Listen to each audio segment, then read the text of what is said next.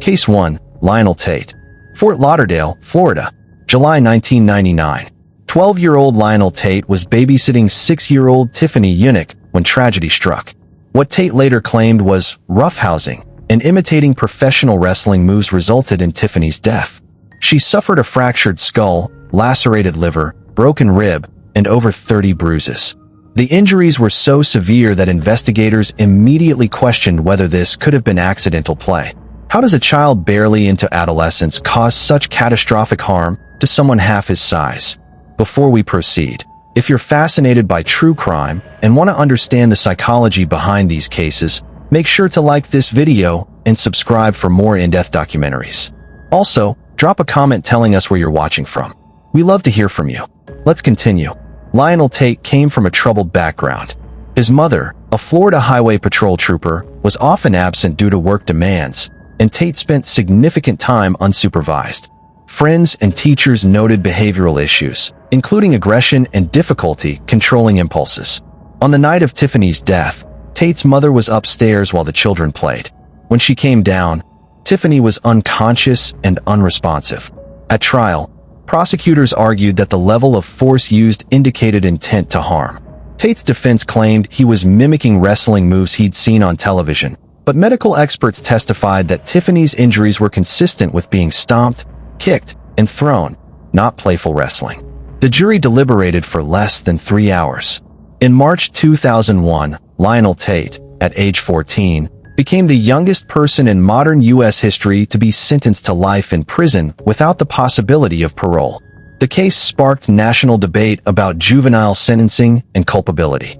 After appeals and public outcry, Tate's sentence was reduced in 2004, and he accepted a plea deal that led to his release with probation. However, his story didn't end there. Tate violated probation multiple times and was later convicted of armed robbery in 2008, receiving a 30-year sentence. The Lionel Tate case raised uncomfortable questions about childhood development, media influence, and appropriate justice for young offenders. But as we'll see, he wasn't the only teenager whose actions would shock a nation. Case 2. Zachary Davis. Jacksonville, Florida. June 2011. 17-year-old Zachary Davis appeared to be the model student. He maintained good grades, participated in extracurricular activities, and came from a seemingly stable middle-class family. But beneath this exterior lurked a deeply troubled young man who would commit an act of shocking violence. What drives an academically successful teenager to meticulously plan the murder of his own mother? On June 6, 2011, Davis attacked his 44-year-old mother, Gail, with a hammer and kitchen knife while she slept. The assault was brutal and sustained. Medical examiners counted over 20 stab wounds. Davis then attempted to clean up the crime scene, dispose of evidence, and establish an alibi. When police arrived, he claimed an intruder had committed the murder. The investigation quickly unraveled Davis's story. Forensic evidence contradicted his timeline, and surveillance footage showed no signs of forced entry. Most damning were entries found in Davis's journal, where he had fantasized about killing his mother for months. The writings revealed deep-seated resentment, describing her as controlling and invasive. Davis felt suffocated by her expectations and believed murder was his only path to freedom. Psychological evaluations painted a complex picture. Davis showed signs of narcissistic personality traits and an inability to process emotions in healthy ways. Rather than seeking help or attempting to leave the home environment, he chose an irreversible solution rooted in rage and entitlement. During trial, prosecutors emphasized the premeditated nature of the crime. Davis had researched methods, chosen his weapons carefully, and waited for the optimal moment when his mother was most vulnerable. The defense argued for leniency based on his age and potential for rehabilitation, but the jury wasn't swayed. In 2013, Zachary Davis was convicted of first-degree murder and sentenced to life in prison without the possibility of parole. He will spend the rest of his life behind bars for a crime committed before his 18th birthday. The case highlighted how mental health issues and family dysfunction can escalate without intervention. But family violence wasn't the only context where teenage killers emerged. Sometimes, the victim was someone outside the home entirely. Case 3. Alyssa Bustamante. St. Martin's, Missouri. October 2009. 15-year-old Alyssa Bustamante was known as a troubled teen.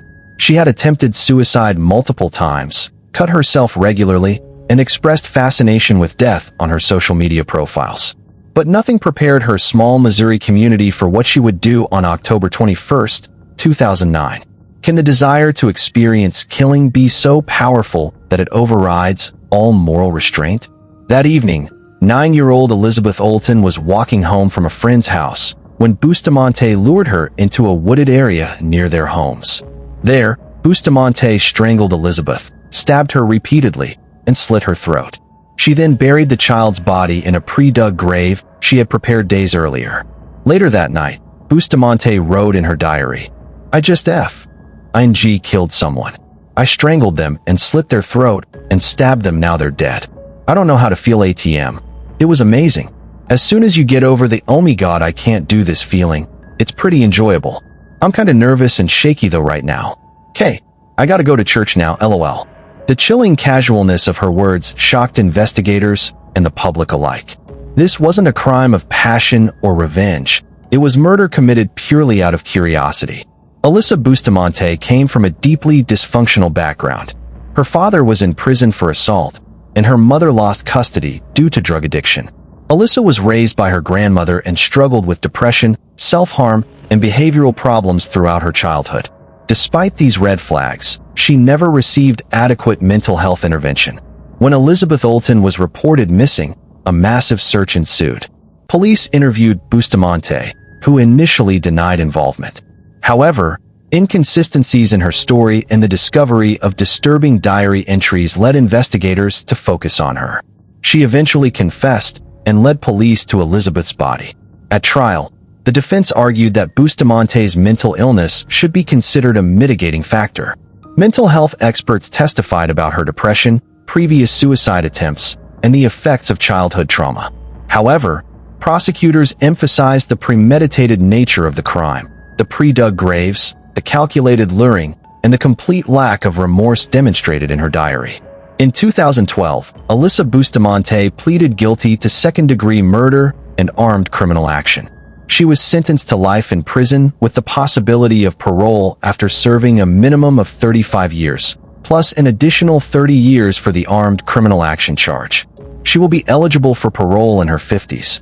The Bustamante case raised crucial questions about recognizing and treating severe mental illness in adolescents before tragedy strikes.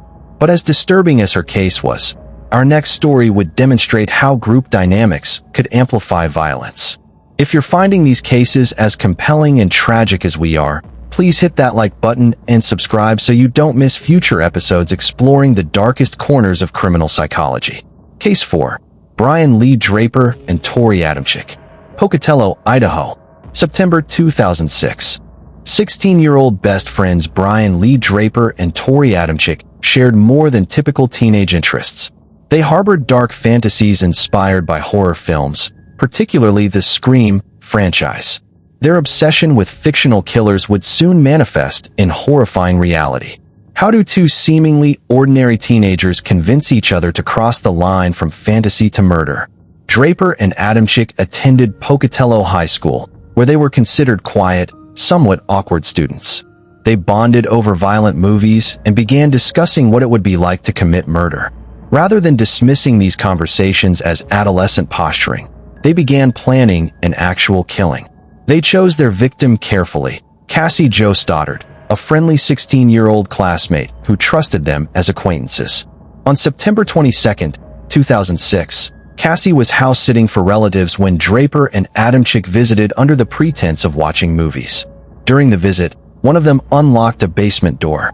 They left, waited until dark, and then returned through the unlocked entrance wearing dark clothing and gloves.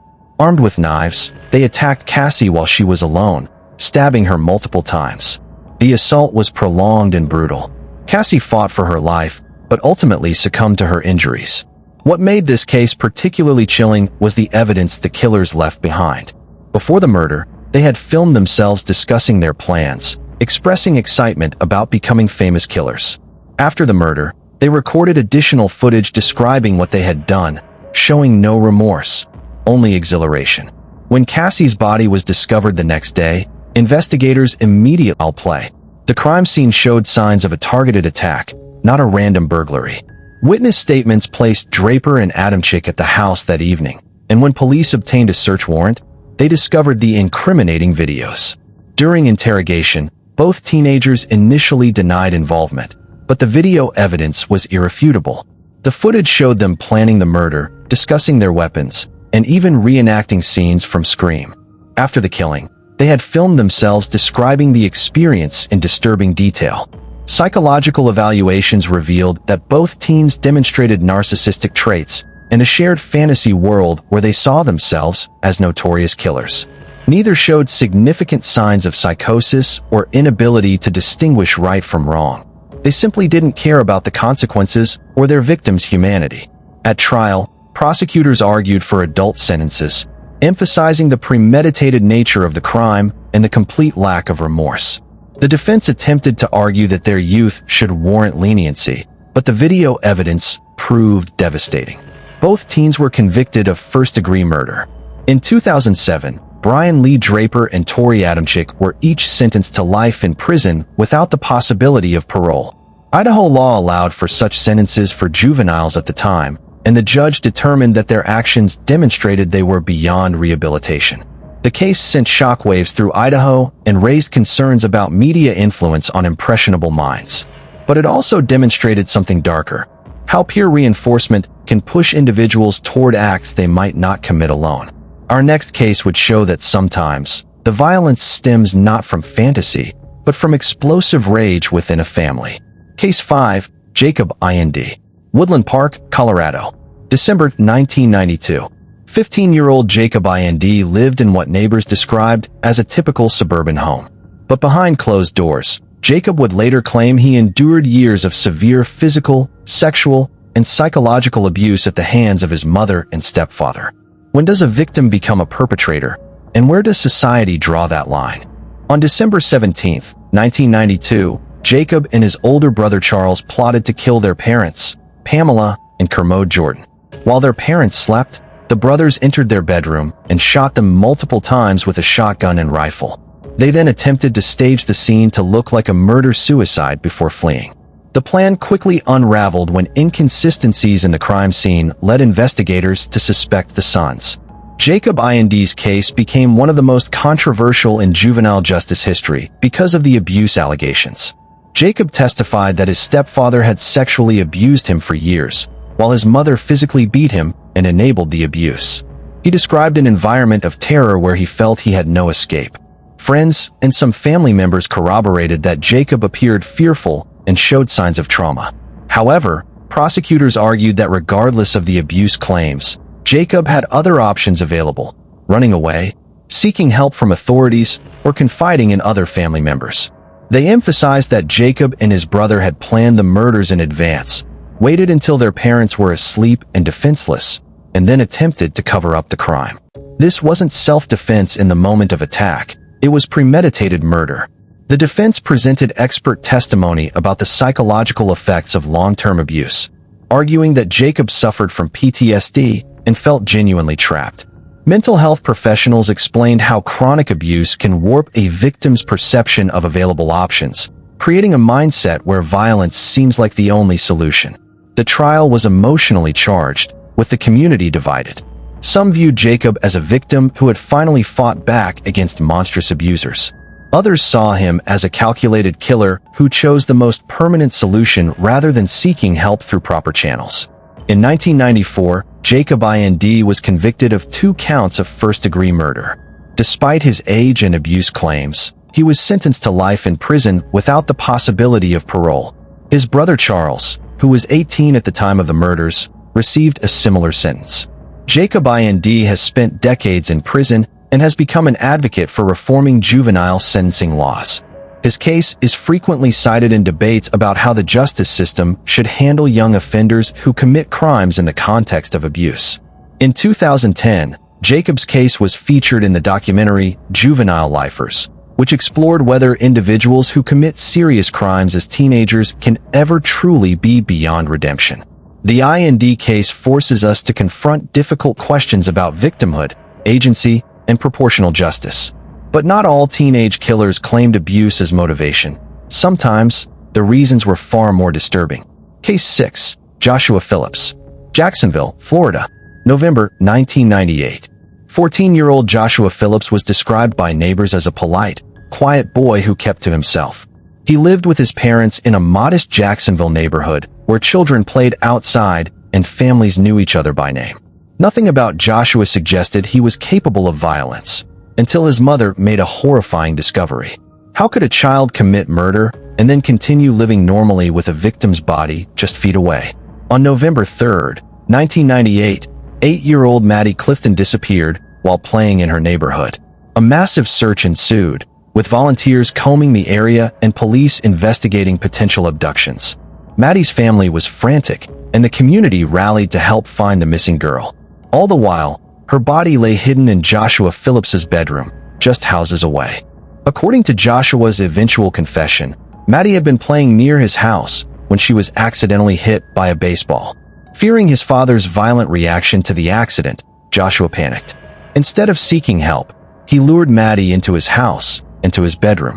What happened next remains partially unclear, but Joshua ultimately struck Maddie with a baseball bat and then stabbed her multiple times to stop her from crying out. He then placed her body beneath his waterbed. For 7 days, Joshua went to school, ate meals with his family, and maintained his normal routine while Maddie's decomposing body remained hidden in his room. The discovery came when Joshua's mother noticed a strange odor and a leak from his waterbed. When she moved the bed frame to investigate, she found Maddie's body. The revelation shocked the Jacksonville community. How could a teenager kill a child and then carry on as if nothing had happened? Psychological experts who examined Joshua described him as emotionally detached and lacking normal empathy responses. Some suggested that his father's alleged strict, sometimes abusive discipline had created an environment where Joshua's fear of punishment outweighed all other moral considerations. However, the prolonged concealment troubled investigators and prosecutors. The initial injury, if truly accidental, didn't necessitate murder, and the ability to live normally for a week with a victim's body nearby suggested a disturbing level of compartmentalization. At trial, the prosecution painted Joshua as a calculating killer who had sufficient time to make different choices, but instead chose murder and concealment. The defense argued that Joshua's youth, fear of his father, and panic had created a perfect storm that led to tragedy. They pushed for juvenile court, where Joshua might eventually be released. The judge ruled that Joshua would be tried as an adult, given the severity of the crime. In 1999, Joshua Phillips was convicted of first-degree murder. The jury recommended life in prison, and the judge concurred. Joshua Phillips was sentenced to life without the possibility of parole, a sentence he continues to serve today. In 2012, the Supreme Court ruled that mandatory life sentences without parole for juveniles were unconstitutional. Joshua Phillips's legal team has since fought for resentencing, arguing that he deserves a chance at parole given his age at the time of the crime and his behavior in prison. As of now, he remains incarcerated, and his case continues to be cited in debates about juvenile sentencing reform. The Phillips case demonstrated how fear and poor decision-making could spiral into irreversible tragedy. But our next case would show how romantic obsession could drive teenagers to commit murder. Case 7. Sarah Kolb, East Moline, Illinois. January 2005. 18-year-old Sarah Kolb was a popular cheerleader at United Township High School. She was dating Corey Gregory, a fellow student, and by most accounts, they seemed like a typical teenage couple. But beneath the surface, jealousy and possessiveness were brewing, and they would soon explode into violence. How does teenage jealousy escalate from emotional drama to brutal murder? The victim was 16-year-old Adrienne Reynolds, a new student at the school who had briefly become romantically involved with Corey Gregory before he rekindled his relationship with Sarah. This perceived threat to Sarah's relationship triggered intense jealousy.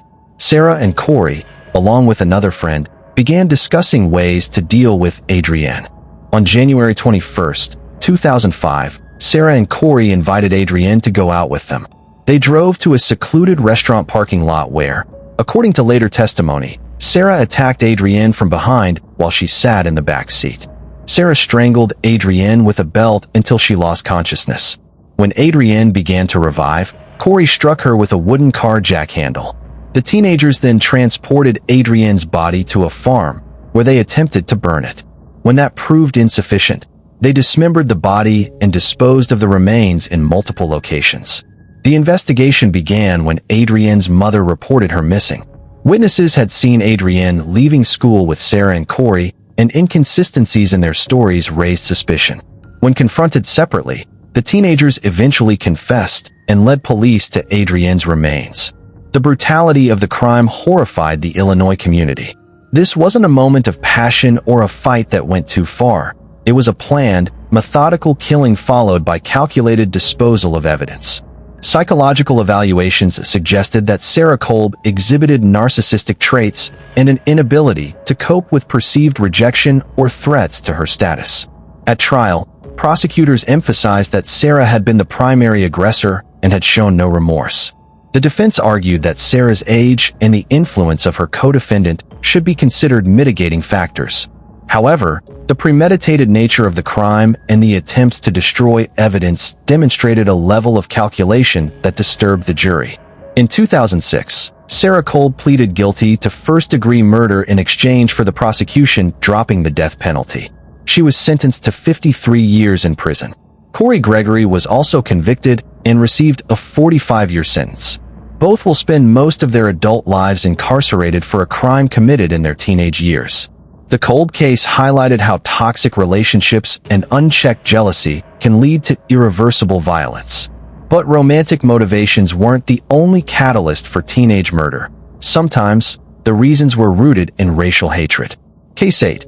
Holly Harvey and Sandy Ketchum. Fayetteville, Georgia. August 2004.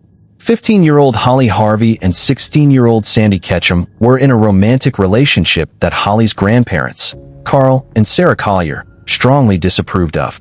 Holly was living with her grandparents after her own mother lost custody due to drug problems.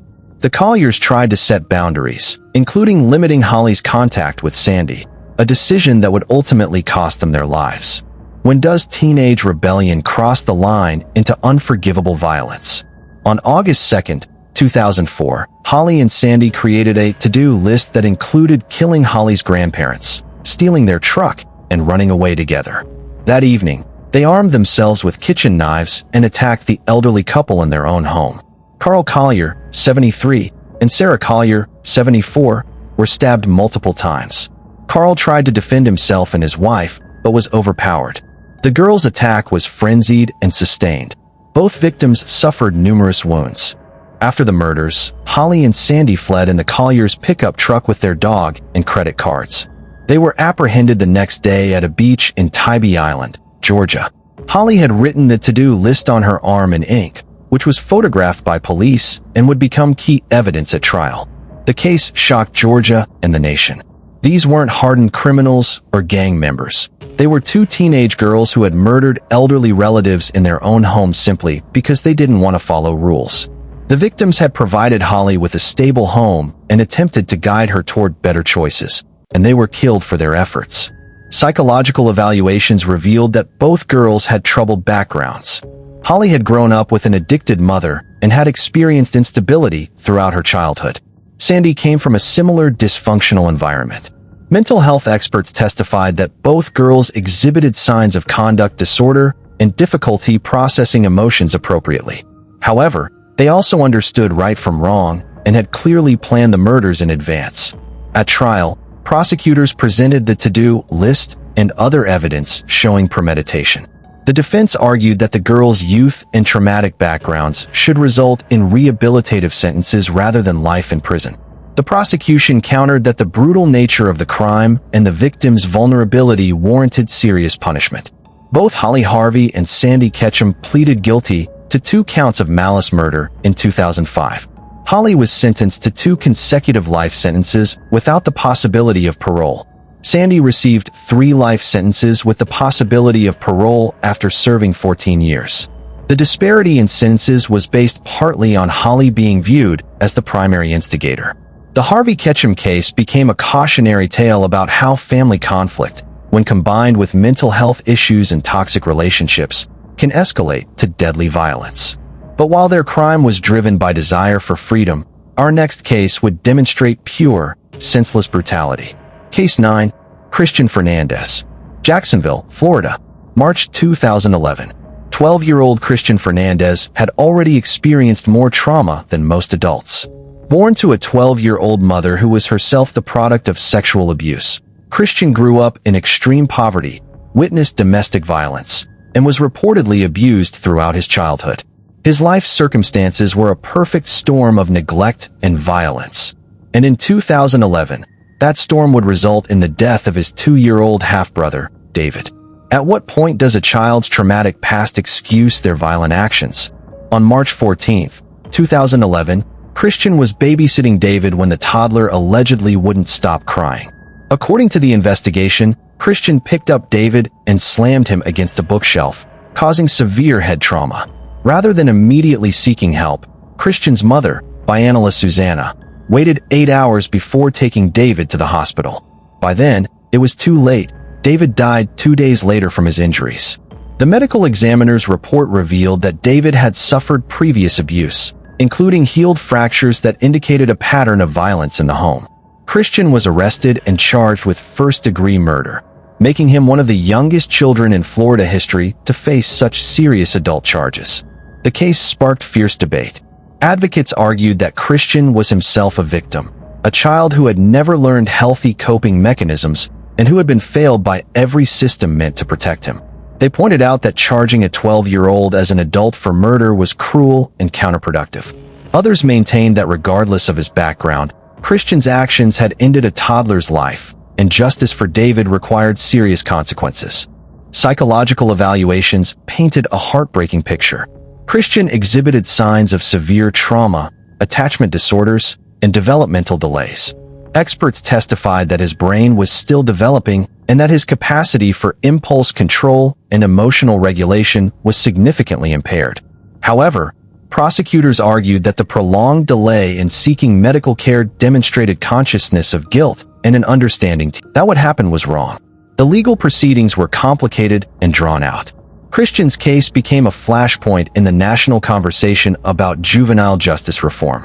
Mental health advocates, child welfare organizations, and legal experts weighed in on whether it was appropriate to charge such a young, traumatized child as an adult.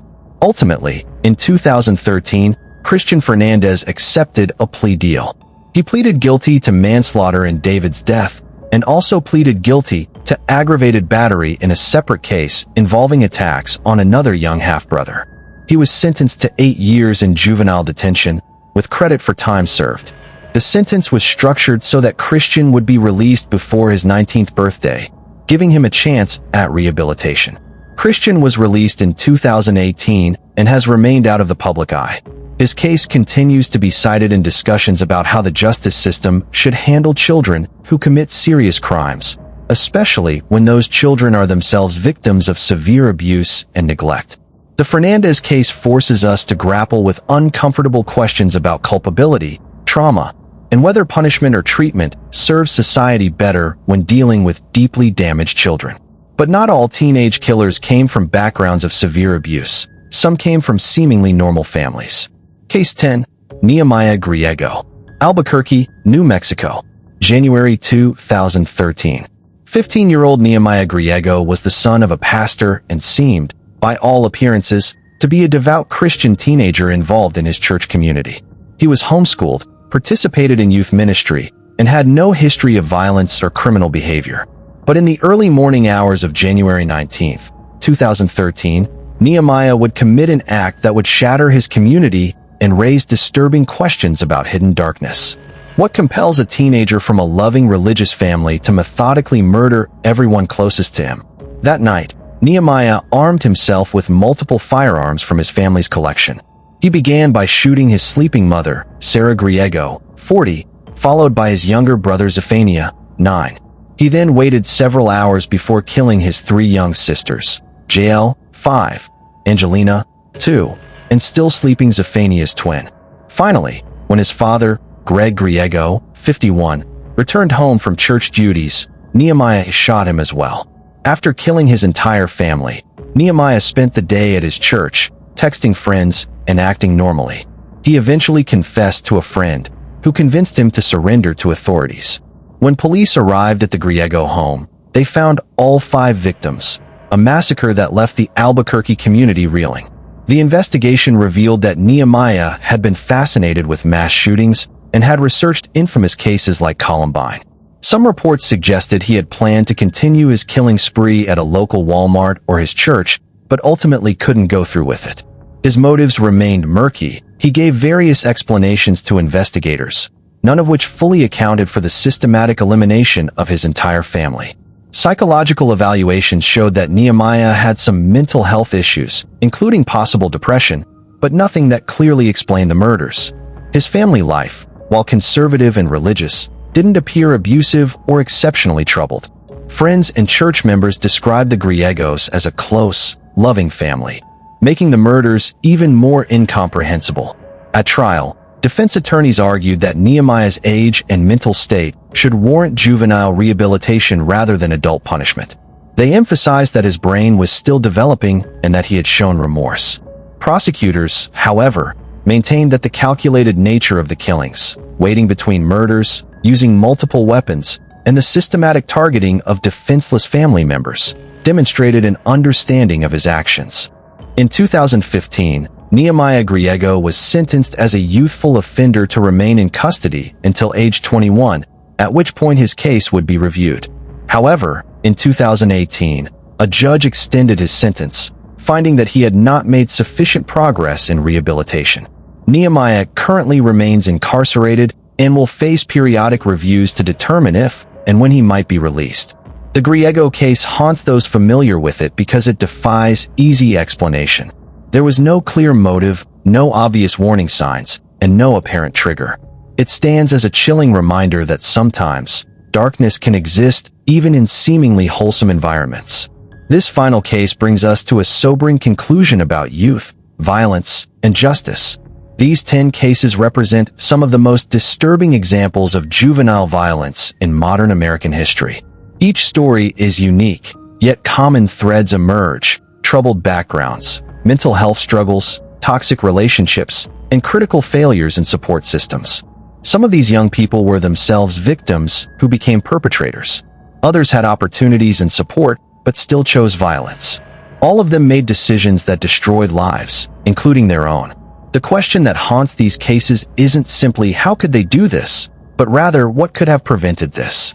In some instances, earlier intervention, better mental health care, or protective removal from abusive situations might have changed outcomes. In others, the capacity for violence seemed to emerge despite relatively stable environments, suggesting deeper psychological issues that society still struggles to identify and address. What remains clear is that these teenagers will spend most or all of their lives behind bars, their potential forever constrained by choices made when their brains were still developing.